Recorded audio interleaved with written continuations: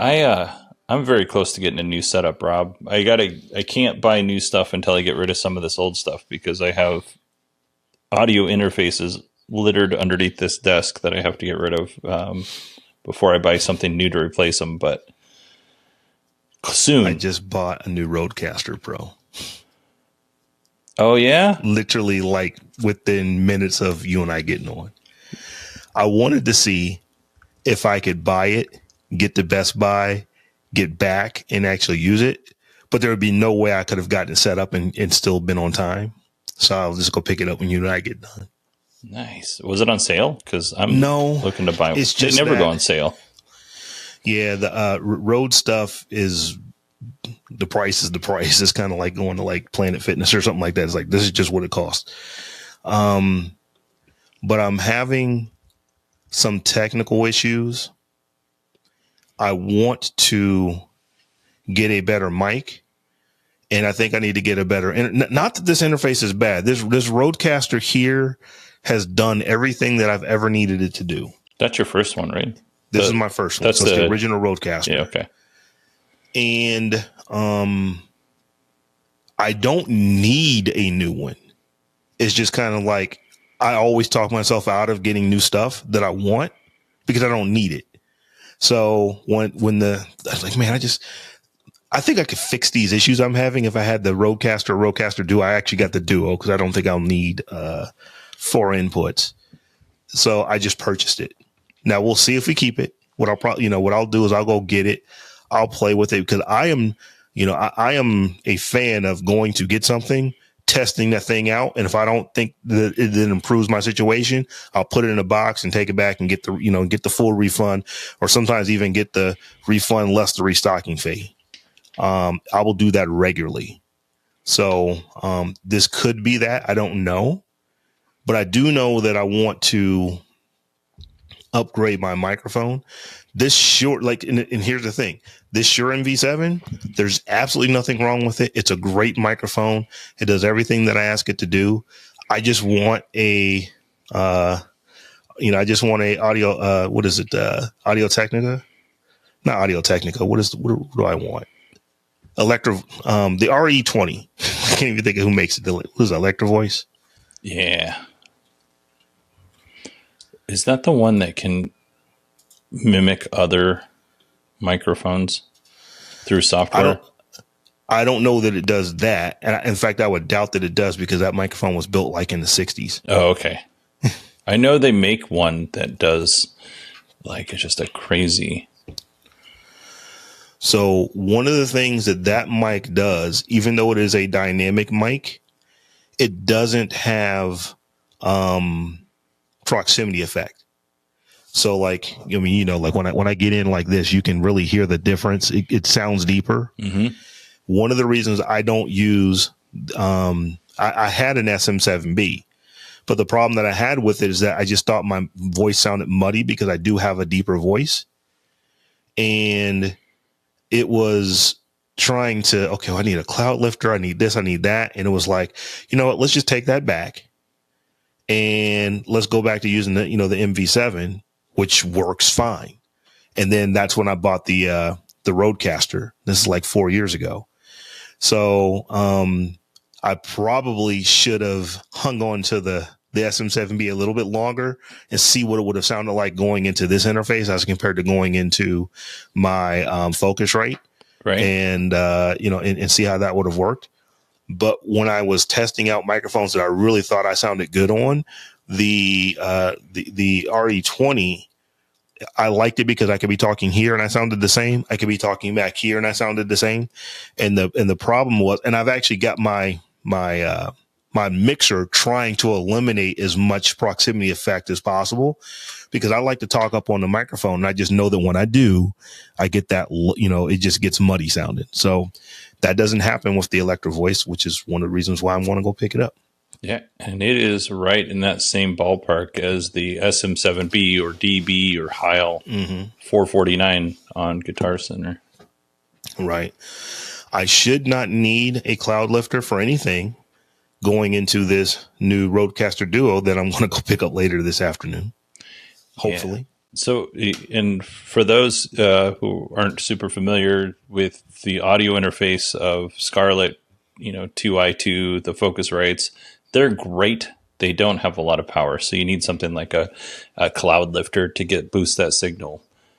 I don't know about the new ones, the older ones, because I had a Focusrite. I still have one. It's one of the ones I got to get rid of. I had a Focusrite, and same problem, you had to have that run it through the cloud lifter to get it to actually sound good. Otherwise, it was too low, too quiet. So, my thought was, should I try to sell the Rode Procaster, the original one? And then I'm thinking, it's like, no, because if I don't sell that one, I don't need to get another 4-port mixer. And what I can do is like this RODECaster Pro has worked great for me. Where I can see myself using it is if I go over to this other part of my studio to where I now can sit down and have like 4 people who are having conversations. So I have like 4 pod mics that I can plug into this thing, and those things they don't sound as good as this can sound, but they sound good enough when you're doing like a 4-person show, and they've got good sound reduction, so I don't get bleed and everything. And the RODECaster works great for that. So I think I'm just going to keep it for that type of setup and see if I want to get into doing more of that kind of stuff. But I just realized we're recording. We are recording. I guess we're talking about microphones today. That's just what are the one of the things that we're talking about. Well, and my new purchase. We have we are all out of like banked shows. So this show is going to get edited and sent out today. But I didn't really have a whole lot of topics to go over. I was kind of thinking, because this morning I had coffee with a listener from the Kilowatt podcast, and he's in town from Minnesota, and he was like, "You want to meet up?" And I was like, "Absolutely." So went and did that, and I just kind of thought about this. That's an important part of community building, going and meeting with people in person, and one-on-one is definitely, if you have a large audience, that's going to be harder to do, to hit everybody. But when you have an opportunity to do it, you absolutely should. He actually had messaged another podcaster at a different conference that he was at. Brian Ibbett from the morning stream. He does that with Scott Johnson. Mm-hmm. And he messaged Brian Ibbett, and he's like, I don't even know if he's going to want to meet up or whatever. And they ended up going and hanging out and doing trivia at a bar. I don't know if Brian, because I know he kind of does that kind of stuff. So I don't know if he was running the trivia or if he was just there participating, but kind of a cool experience to sit down and actually have a human interaction with your audience. I've done this quite a few times. It's a continuation of our conversations about community. And, a lot of times when we're talking about community, we're specifically talking about the virtual aspect of it, because like you and I are separated by many states. And, we're in different time zones, but we're going to meet up here for the first time. Like you and I have known each other, virtually for years now. We've been doing this podcast for over a year now, but we've never actually met in person. So that's not going to happen until 2025. I think when we're at CES, we'll actually get to hook up for the first time and, and shake hands and say, hey, nice to meet you, actually face to face. So, but it's an extenuation of community. I was in a conversation, with a young man who just, we were talking on social media. He says, you know what? I wonder if 2025 will be the last year of virtual communities, because he had just did something in person and it was so impactful. And I'm like, I literally said, nah, young fella, it's like, I agree with you. The in-person stuff, it is unmatched. But when you think about what you can do virtually, you literally have people from around the world that can congregate virtually around a common topic or a common ideal that they have. that's just not possible to do in person.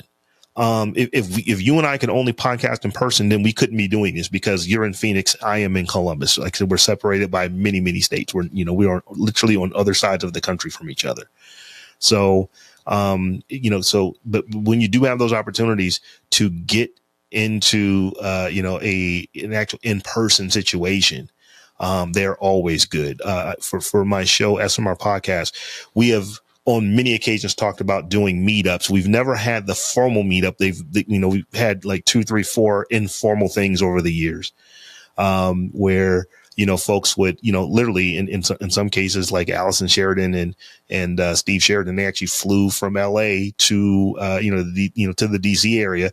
One of the main reasons was to hook up with us. They actually saw some other podcasting friends that they knew, in the DMV area at that time. But the goal for coming across country was to actually hook up with some other podcasters that we've known each other for years, had seen each other, sporadically over the years, but actually wanted to just come in and just hang out and do a couple of shows.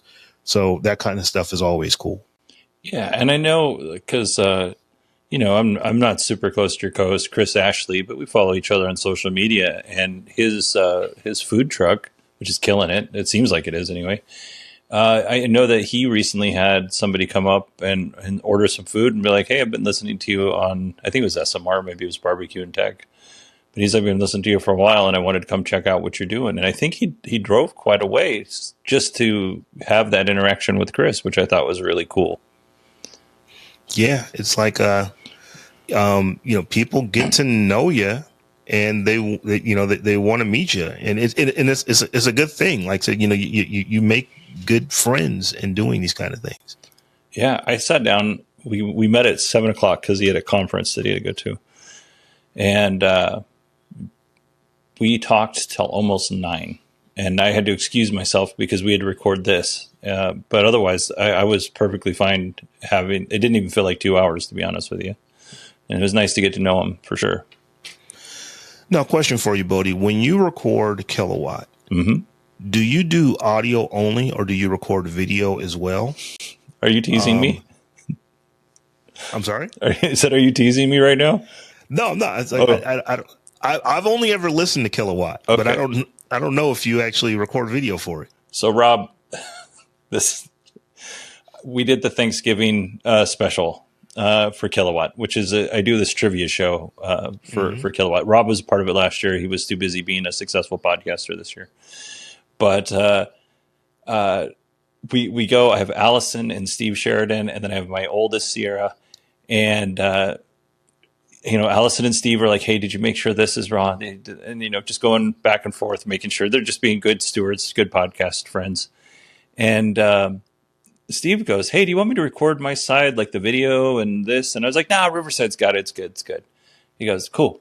And last year when we did it, we recorded in the Beyond the Post studio for Riverside. This year, I recorded in the Kilowatt studio, and I don't have video turned on for Kilowatt.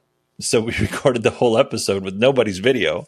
We still got the game board video, but I did not get anybody else's video. So you couldn't see their reactions. You couldn't see them laughing. You could hear them laughing, whatever. And when I sent a message to Steve and Allison, I said, "Hey, I'm so sorry. I didn't get our video." And you can imagine the reaction I got back. But even Steve was like, "I asked you," and I was like, "I know. I flew too close to the sun on wings of pastrami. I was overly confident in my skills." So yeah, the answer is soon. The interviews will be video and audio, and I'll release the interviews online as video. But the rest of it, when it's just me talking, it'll just be audio, because it's just going to be a bunch of jump clips because I'm constantly making mistakes, so that wouldn't be very interesting that way. But yeah, so see, I knew that you record. Like I said, I remember doing last year's show, and it's like, you know what, that was video, but I don't think the regular show is video. Like the video might be bonus stuff that comes. So I wasn't quite sure. But here's the reason that I asked. So Kilowatt as a podcast generally is audio. Mm-hmm. Do you put your audio on YouTube? I do. Okay, so that is a good thing. And the reason I asked that is that I read a article this morning from Tom Webster in his podcast. It sounds profitable, and he made a couple of really good points about. And he wasn't really opining one way or the other that you should put your stuff on Spotify. You should put your stuff on YouTube. The podcast episode, or actually say the newsletter, episode that he created was just talking about, what I will call, this is me, this is not Tom Webster, what I will call the podcasting purist, the folks who I'm only going to do RSS. YouTube is not RSS, therefore it doesn't count as a podcast. Spotify doesn't do RSS, therefore it doesn't count as a podcast. So I'm only going to, be very highbrow and only do true, and I'm doing quotes for people who are listening and not watching right now. I'm doing the air quotes. I'm only going to do the true RSS podcasting. And I understand where those folks are coming from. But, I had the epiphany probably a couple of years ago. It's like, as a creator, I don't really care how you consume my content. My care is, are you consuming my content? So when it comes to YouTube, even for my audio only shows, more than 2 years ago, I was like, it just makes sense to put these things on YouTube because so many people listen on YouTube. And for me, one of the things that make it a little easier is that almost all of my shows are what I would consider audio first. So they are podcasts in the sense that they're made to be listened to, but there is an audio component. So it's just very easy to just take the video and just throw it up on YouTube, to throw it up on Spotify. But there are a lot of folks out there, particularly when it comes to audio only podcasters, where they say, well, it just doesn't make sense to I don't have any video. It doesn't make any sense to put my content up on YouTube. And I'm saying, oh no, you are very, very, very wrong, because YouTube and the numbers keep getting, bigger and bigger for them. By far, they are the biggest place that at least Americans watch podcasts or listen to podcasts. I should say consume podcasts. So it's both watch and listen. And that includes the audio podcast as well. And if I'm honest, more people listen to my podcast on things outside of YouTube than listen to the audio only ones on YouTube. But it's still a significant percentage of the total number actually listen on YouTube. So it makes sense to be there. So I was just wondering, what your thoughts on that. Clearly you're doing it. But there are a lot of people who just like, it's a technical if I don't want to have to go through. YouTube changed that earlier this year, where they've made it to where now you can just submit your RSS feed directly to them like you would anyone else. And they will pull it. And it's not the same way. They're not, it's not a true RSS show at that point. They're doing what is called RSS inject. They're injecting the show. So they'll basically use your RSS to get the show. Then they will download a recording of your show, convert it over to their format, and then they will serve it from their servers. Whereas a normal show, your RSS just tells the podcatcher where the show is to go and download and go and listen to. For YouTube, they are actually pulling it from your podcast hosting, putting it in YouTube. And when you listen on YouTube, you're listening to it as though it is a true YouTube video. And some people are saying, well, no, I don't want to do that. That's not true podcasting. And I think that, and this is one of the points that Tom Webster is making in his newsletter, that, a lot of times podcasters do what is easier for them, not necessarily what is easier for their listeners. And listeners are speaking loud and clearly, and they're telling you, we like the interface of YouTube. We like the searchability of YouTube. We want to listen on YouTube. And the same thing with Spotify, because I believe that YouTube now has 34% of U.S. listeners. That's how they listen. That's over a third. So 1 out of 3 people who listen to podcasts in this country listen via YouTube. And I want to say that it is 19% or so for Spotify. So just those two platforms by themselves get you over half of all podcast listeners. And then Apple is in a distant third place, I believe like 10.9% or something like that. So From where I'm sitting, I understand that there are the purists who's like, well, it's not RSS, it's not a podcast. Well, technically, Netflix is not a TV show, but they've got some really good ones on there that people like to watch. And I was like, so my thought is, are you really going to be that beholden to the platform as compared to being where the people actually are? I think the way, it's a really good article. I would recommend anyone who's listening to this to go out and read that newsletter that he wrote. But he makes the comparison to a garden. He says, well, yeah, it is a walled garden, but the walls are not all that high and the soil is the best soil ever. So, it just, like I said, he never really opines that you should do this. I'm saying you should do it. I don't think he ever said you should be there. He just said that, well, here's the thing. People tell us repeatedly that this is where they like to listen. That's where they like to, to watch. That's how they like to find your show, that you should go and, give the people what they want. Yeah, I would agree with that. If I thought that I could get a sizable amount of listeners standing in front of my driveway, just telling people like a town crier, I'd do that. But obviously, this is a much better way to go. The how you listen or watch my content is not nearly as important to me as you listening and watching my content. So I'm going to give it to you as many places as I possibly can. Mm-hmm. Hey, I do want to let you know, because there were 2 interviews that you guys did on Tech John recently. One was with Sierra Gross, and the other one, and I had to look it up because I couldn't remember this other gentleman's name, but Malcolm Coley. Uh-huh. Fantastic. Like the Malcolm Coley one, I actually recommended to my little brother, Zion, because it was so good. And I think they share a lot of the same kind of traits, just desires and things like that. But yeah, what's crazy, man, is like I haven't talked to Malcolm since we did that episode. It's probably been like 2.5, 3 months ago that we did that interview. But he was up at like 5:45 this morning gaming on a stream. And I got the notification. I was like, hey, I'm up. Let me go take a look and just see what he's doing. He's just there playing his game. So yeah, that was definitely a fun interview that we did with that young man. He's got a lot of stuff going for him. For sure. So I'd recommend, if anybody's looking to start off, go check out Sierra Gross's interview, which was super fascinating, and Malcolm's. Yes, Sierra Gross, you're about to hear her in like a Forbes, I don't know her age, so I don't know if she didn't strike me as under 30, but I would imagine that she's probably under 40, or just over it. She's going to be on somebody's list in the not too distant future, because what she is doing with work receipts is ridiculous, man. The fact that she got so many, like, when we did that episode with her, folks, you can go listen to the Tech John. I believe that was episode 140.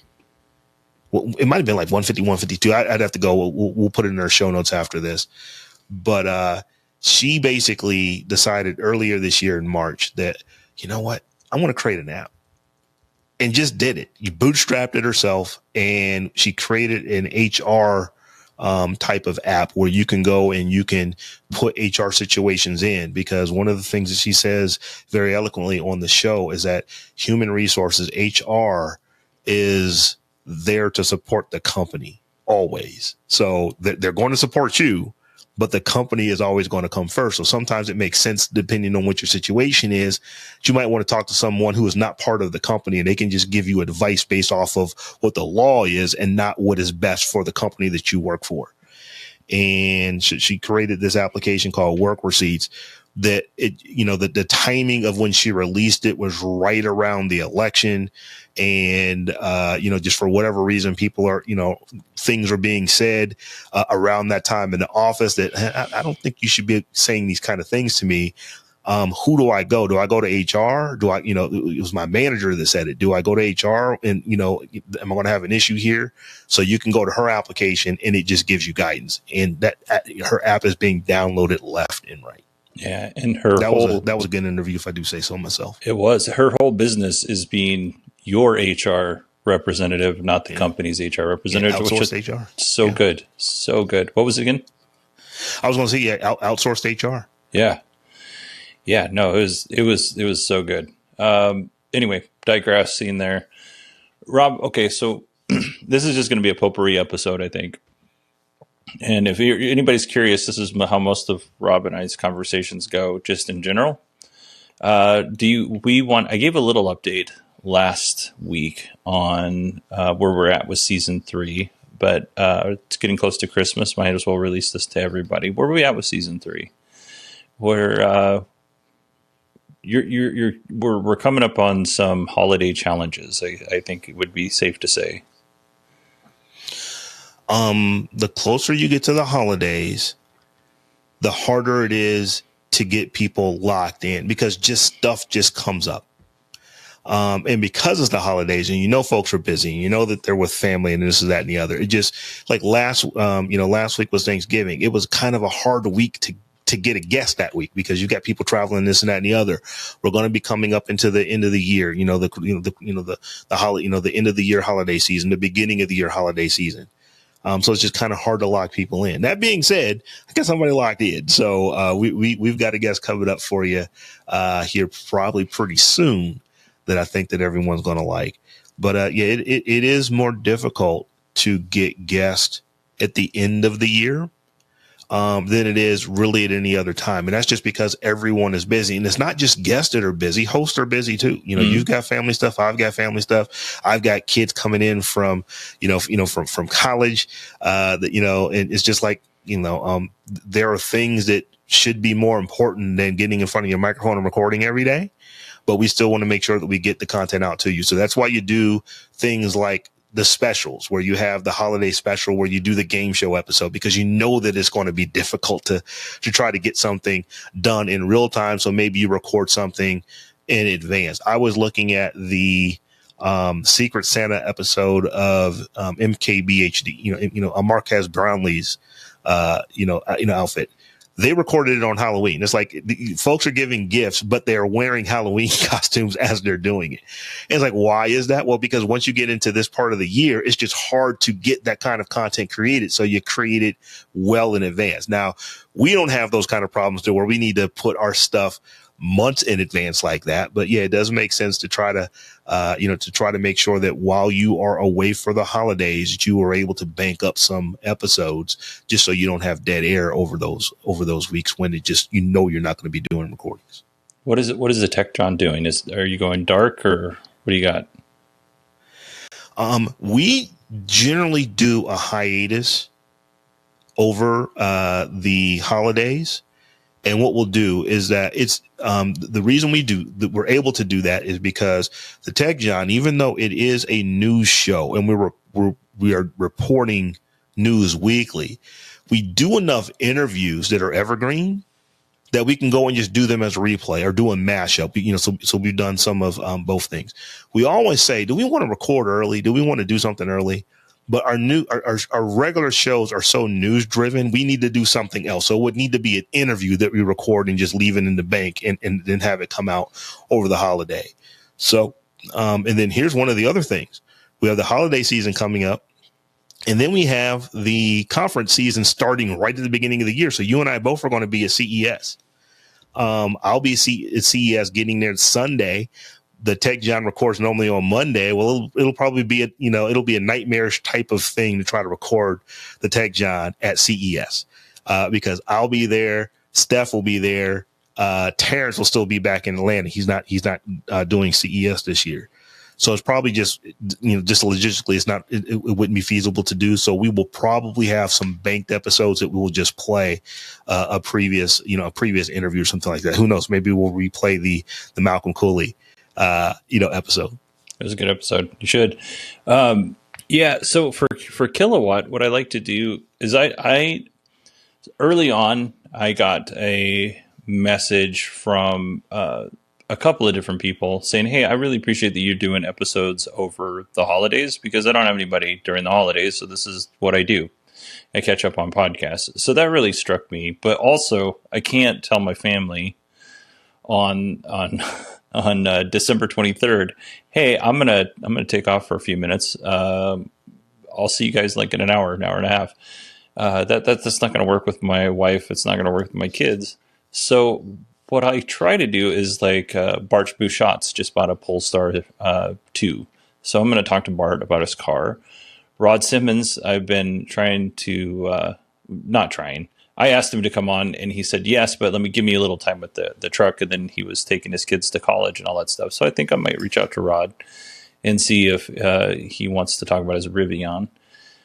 And then I have another show planned for failed company Fisker, just talking about that. So I have shows that I'm going to pre-produce and put in the feed, but I definitely won't be live during at least the last 2 weeks, simply because my kids will be at home. My wife will mainly be at home, and I don't have any time off from work. But when I'm at home, I'd like to spend that time with them. But there's a couple different ways to do it. I know that DTNS pre-produces shows for the last 2 weeks. Mm-hmm. Which is good because everybody gets something to listen to while, everybody else gets to take a break. So I was just kind of curious as to what the thought process was. I don't think, honestly, there's anything wrong with being like, you know what, because trying to produce extra shows when you're producing shows in the middle of shows is not an easy task. And if someone just says, you know what, I'm going to put up a replay or I'm not going to do anything, I think that's okay. I think you should be able to give yourself permission to just take that break. I know Allison Sheraton does something cool. She'll ask people to produce content, and then she'll put that on her show. So I'm going to do a review. I got a new camera. I don't know if you noticed. I got a new camera, the Insta360. So I'm going to do a little bit on that for her show. I got my... Oh, I'm jealous. What's jealous? That thing looks so freaking awesome, man. I had to turn off the automatic tracking because it looks weird when I'm doing this, but if you're watching the video, I'll turn it back on, see if it works. Now, do you have the one that is just the video camera, or do you have the one that you can actually take out in the field and use it that way as well? Oh, no, this is just it's a link. I think, okay, so are you talking about the 3D camera, or are you talking about No, so the 360, the DJI something 360 that I'm interested in is the one that's like the handheld camera that you can take as a gimbal, but you can also use it as just a webcam, for whatever that you're using. There is also a version of it that is just a webcam. So I was just wondering which one you got. Yeah, it's just a webcam. Let me make sure I got this. This is the one I actually got, because maybe I don't, because it's by this brand, consumer. Okay. So I have the Insta360 Link, which is just the webcam. Yep. So yeah, just a webcam. Yeah, it's really cool though. You can turn on gestures, and you can make it zoom in and out by gestures, which is weird because you can just use the software to do that. Here is the coolest thing that I think about that camera is that if you've got it mounted on your monitor, you can put it in top down mode. Mm-hmm. So you can actually use it to do a overhead of your desk. So if you're doing an unboxing or something like that, that is so cool. Yeah, you're gonna to have one camera to do that, because whereas just my pocket. For me, I've got now I overdo stuff a lot, Bodie. So I've got a cinema camera that I'm looking at right now. I've got my Logitech camera that's right here. I've actually got another Sony camera that's up here. I don't have it turned on right now, but basically to do top down on an arm that I can swing to the desk behind me, because I've got two desks backed up to each other. So most of the unboxing stuff that I do, I'll swing the arm around so I can use the same camera over on the other side. And then I've got lights everywhere. But hopefully it looks good. It is overkill. There are people who, if they were to come into my studio, because it is a studio at this point, that's what it takes to podcast. No, it doesn't take all of this. It's I'm extra. There's, do you need to have a 36-inch, light fixture, aperture light fixture? No, you don't. You just need to have a good light. You don't have to have that light. You don't have to have that light. You don't have to have that light. I don't have even all of my practical lights on behind me. I think I've only got a couple of them on back there, but it doesn't take all of that. But man, it's fun when you do it. Yeah, for sure. And this is if you do a lot of whiteboard stuff, you're doing teaching, you can put these little stickers on your whiteboard. They look like little L's. You put those stickers on your whiteboard, and it will. Then you put them on four corners, and it will lock on to that four corners. And then so when you're writing, it's like locked onto that, so you can put it in whiteboard mode. It's a pretty cool little camera. I haven't played with it all that much, so when I do my little review for Allison, I'll need to make sure that I understand what's going on. But you can change the exposures, the contrast, turn on HDR, which makes me look like a big old red ball of garbage. But so I take the HD off. But yeah, it's pretty cool. Yeah, I can't wait to see your review of it, man. That is it is a very, very cool camera. Like the one that I'm interested in is just the Insta360, not the Link. Yeah, the handheld. So that's the one. Same sensor, but it's handheld, so you can take it and use it as a actual vlogging style camera. I'm not going to purchase that because I have a camera that I purchased specifically for that I have yet to use it more than 10 times to do that with. I've actually got a full camera, my Sony ZV-1 that I purchased explicitly for the ability to blog with it. And I've only done it maybe 10 times in 3-4 years that I've had the camera. So it's like, so I'm holding off from purchasing a 360 until I use the camera that I've actually purchased to do it with, so that I can say, oh, I don't like it, and that's why I need to go get a 360. Because I'm starting to become my dad to where I have, it's like camera equipment begets camera equipment. It's like, the more you buy, the more you have to buy. Yeah. I'm trying not to get into that area, but that 360, the one you have, and the 360 Link, the one you have, and then just the 360, they are some awesome cameras. Yeah, no, it's definitely well worth it. I actually recently bought the ZV-E10. Now, it wasn't for me, it was for work. Because our social media person was looking for a camera and a gimbal. So I recommended this one, and this is the one we bought. We bought this and the DJI RS3 Mini gimbal, which is not mini. It is a large gimbal still. But yeah, this is... Well, that's a gimbal you can hold in one hand. It is. You probably might want to hold it in two, depending on what you're doing, but you can hold it in one hand as compared to the ones that are literally harnesses that you have to wear over your shoulders. So it's mini compared to those cinema gimbals that they use to make movies with. Yeah. No, it's true. So I think we've covered a lot of different things here. What's one cool piece of tech? You could even have talked about it that you're looking forward to. Cool piece of tech for me is this RODECaster Duo that I literally purchased not an hour ago. I just made the purchase. I'm going to go to Best Buy and pick it up sometime this afternoon after you and I get done recording this. It is one of those things where I was mentioning to you that I don't, I have a tendency to want things, but not buy them because, I don't need it, because I'm using the original RODECaster that is sitting right here on my desk that my microphone is plugged into and is doing a great job at capturing my voice. So it's not that I need a new mixer. I just kind of want one. So I just made the purchase as kind of an impulse buy, and I want to go to Best Buy, pick it up, and then put it through the paces and see if it's something that I want to use. So, so the RODECaster Duo is not new tech. It is. I wouldn't even necessarily recommend it to somebody who's just getting started out with podcasting, because it can, it significantly could be overkill. It is a $500 mixer. But it is something that I've been wanting since it came out. And I decided 2 years later to go ahead and pick one up. So I will do an audio interface as well.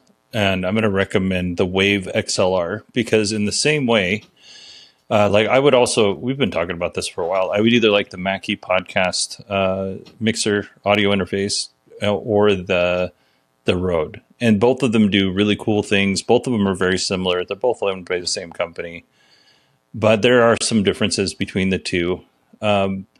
Like you said, the Duo or even the Pros, they can become very complicated very quickly. Like I have Universal Audio Aero, And that thing I used for about 6 months, and I put it in a box because I bought the Wave XLR because it was so complicated. Every time I'd go to start a show, I'd have to put out yet another fire as to why this thing was not working.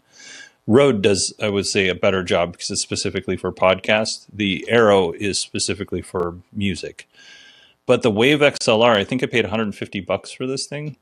It has a big dial on the top or on the front, so you can change the volume. You can change your audio gain. You can change the mix. How much you can. They kind of have like a loop back type service in their software. So if you're getting audio from, let's say, your web browser, you can change the mix, but it's very simple. You push the button and it changes the mode, the big button. But other than that, it's a very simple audio interface, and it works, and it's rock solid. It's USB-C. I have no complaints with this in terms of the way that it works. The only thing that I wish is that I had some more options, like you do. Like you can record on your RODECaster Pro. That would be nice to have because, I'm not doing that on my computer while I'm trying to do an interview and all that stuff, but having something in the background that's separated from the computer would be nice. Being able to have that sound bed that you have would be nice to have. But if you're just looking for something that's rock solid, this Wave XLR, I'm not even using a cloud lifter in between on my Heil PR40. It is directly to the Wave XLR. So that's an Elgato product too. So good. They make good stuff.